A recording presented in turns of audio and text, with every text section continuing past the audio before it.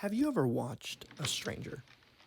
Not in a creepy or weird way, but just curious in what they are doing. If you've ever feared that people are watching you, they aren't. Oftentimes we are isolated from the world around us, so focused on us and our lives, too busy to even notice a stranger. Spend a second today and notice someone, their mannerisms, the way they stride. If they notice, just say hello and give them a brief wave. If you're buying food, examine the employee for a second. If you're sitting in traffic, look left or right and glance at the person sitting next to you.